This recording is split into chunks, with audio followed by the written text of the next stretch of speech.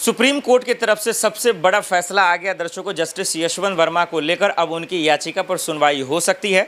और दूसरी तरफ इनकी जो एक लड़ाई है वो दरअसल सदन के अंदर चल रहा है, जो सेशन सत्र चल रहा है इस वक्त सांसदों से चल रहा है। अब जस्टिस यशवंत वर्मा की जीत कहाँ होगी, हार कहाँ होगी, वो हम कह इसलिए नहीं सकते हैं क्योंकि जो इनकी लड़ाई लड़ने वाला था वो उनका इस्तीफ़ा हो चुका है, वो कुर्सी छोड़ चुके हैं। और इस देश के कानून और इस देश के सिस्टम से मुझे तो उम्मीद नहीं है कि इसके असली सच को कैमरे पर ला कर रख सकते हैं, देश को बता सकते हैं कि जस्टिस यशवंत वर्मा के बंगले पर जो 500-500 की नोटों की गड्डी जली वो पैसा किसका था। क्योंकि देखिए ना जरा सा मामला क्या है, आप मामला को देखेंगे और समझेंगे और बूझेंगे तो आपको हंसी आएगी अपने आप पर कि इस देश में लोग कितने डंके की चोट पे कहते हैं कि गरीब से गरीब तबके के लोगों को न्याय मिलेगा, इंसाफ मिलेगा और सबके साथ हक हुकूक की बात होगी। इस देश में कानून है, सिस्टम है, कानून के हाथ लंबे हैं और सब गुंडे माफिया तमाम लोग जो है जो आरोपी होते हैं, जो बेईमानी करने वाले होते हैं, चोर उचक्के होते हैं, उन सब का इलाज कानून व्यवस्था करता है। इस देश, ये देश कानून से चलेगा। सब कितनी अच्छी अच्छी बातें करते हैं ना, नेता करते हैं, मंत्री करते हैं, तमाम लोग करते हैं, लेकिन जब घटना होता है, जब हादसा होता है तो फिर ये कानून व्यवस्था चरमरा जाती है, ये ख़त्म हो जाता है, ये मुर्दों में बदल जाता है, ये लाशों में बदल जाता है, फिर इनका हक और हुकूक ख़त्म हो जाता है, फिर इनका पावर जो है वो सरेंडर कर जाता है, वो उन मंत्रियों के पैसे पर बिक जाता है जो मंत्री ये बात करते हैं कि कानून, देश कानून से चलेगा। अब आइए मैं आपको बताता हूँ।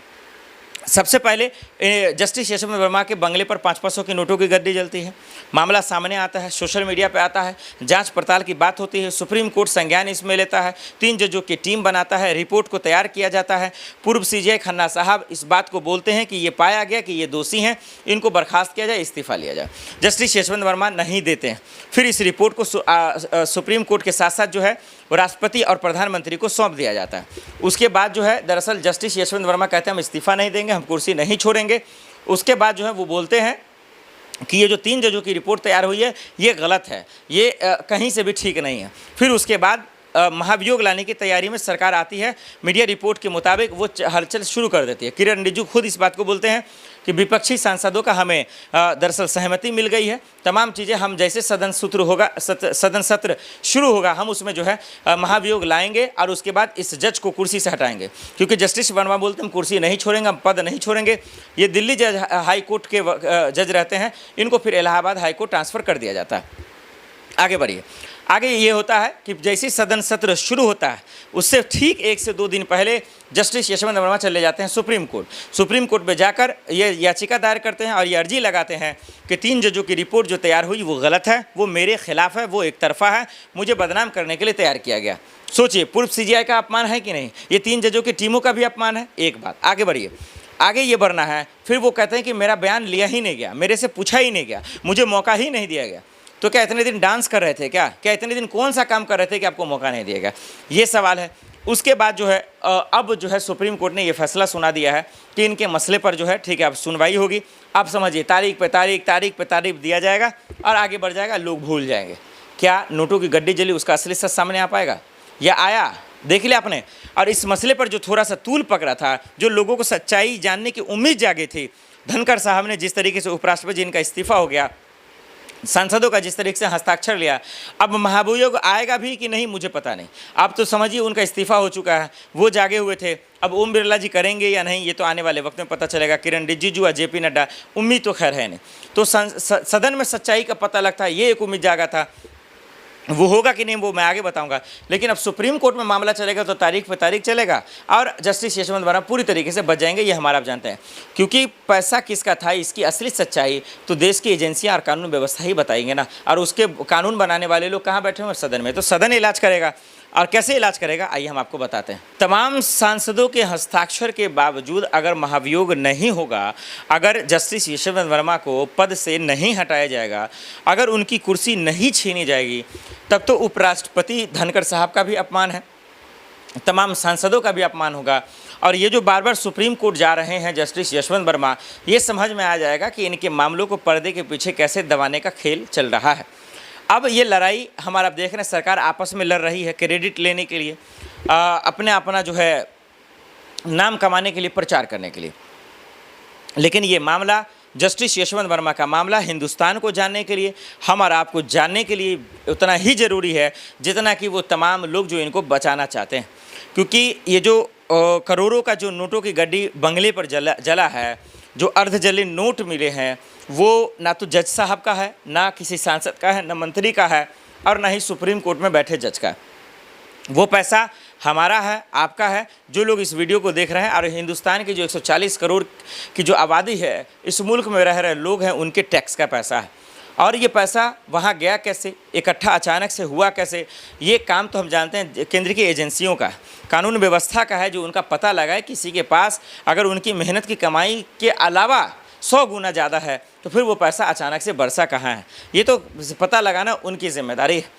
लेकिन दर्शकों, हमारा आप तमाशा देख रहे हैं, हम और आप देख रहे हैं कि किस तरीके से जब महाभियोग लाने की बारी आती है, हस्ताक्षर लेने शुरू होते हैं, सिग्नेचर लेने शुरू होते हैं जस्टिस यशवंत वर्मा के खिलाफ, सांसद माफ़ी चाहता हूँ, सांसद जब ये सहमति देते हैं, परमिशन देते हैं इस बात को लेकर कि हाँ, इसके सच का पता लगना चाहिए, असली सच लोगों के सामने आना चाहिए, तो हमारा आप देख रहे हैं कि अचानक से राष्ट्रपति जी का इस्तीफ़ा हो जाता है।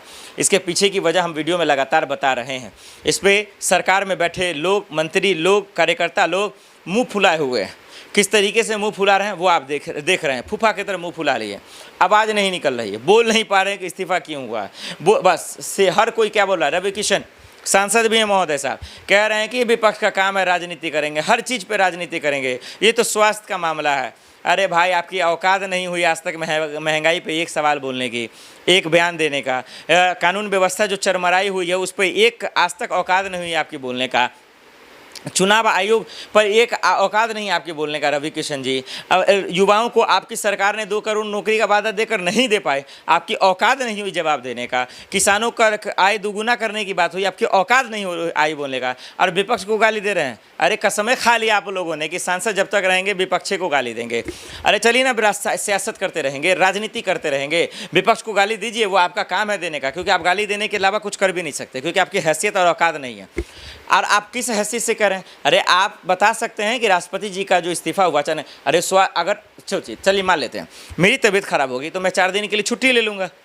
मेरी तबीयत खराब होगी तो 4 दिन रेस्ट करूँगा, बेड रेस्ट करूँगा, अस्पताल में जाऊँगा, डॉक्टरों से मुखातिब होऊंगा, या अचानक से इस्तीफा ले लूँगा। मूर्ख समझ रखे हैं क्या इस देश के लोगों को? सांसदों को मूर्ख समझे हैं क्या? कार्यकर्ताओं को मूर्ख समझे हैं क्या? क्या पत्रकार बेवकूफ़ है क्या? अरे कई पत्रकार बिक कर आपके तलवे चाट सकते हैं, लेकिन सभी नहीं हो सकते हैं। इसलिए रवि किशन और डबल इंजन की सरकार के मंत्री और नेताओं को मैं बोलना चाहता हूं कि आप धनखड़ साहब के मामले को, जस्टिस यशवंत वर्मा के मामले को भले ही आप मिट्टी में गाड़ दीजिए, और बहुत सारा ऐसा सच है जिसको आप मिट्टी में गाड़ दीजिए, लेकिन आज न कल जो है वो उखड़ेगा और हिंदुस्तान की जनता आपको माफ़ नहीं करेगी।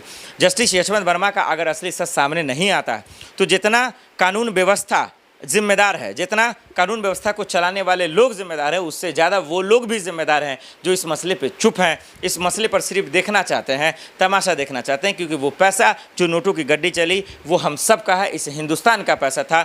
और सदन चलने के बावजूद, महाभियोग की चर्चा होने के बावजूद अगर वो नहीं आता है और असली सच का पता नहीं लगता है, पद से इनको नहीं हटाया जाता है, तो फिर इस देश में न्याय को लेकर सिर्फ और सिर्फ हाथ ही जोड़ लीजिए, माफ़ी मांग सकते हैं, किसी के साथ न्याय नहीं हो सकता। ये हमारा आंखों से देख रहे हैं इस लोकतंत्र में, जो कि लोकतंत्र का ये नहीं रास्ता है। लोकतंत्र का रास्ता है गरीब से गरीब, अमीर से गरीब, अमीर से अमीर, सब के लिए इंसाफ बराबर होना चाहिए, जो कि हम जस्टिस यशवंत वर्मा के मामले में ऐसा होता फिलहाल तो दिखता नज़र नहीं आ रहा।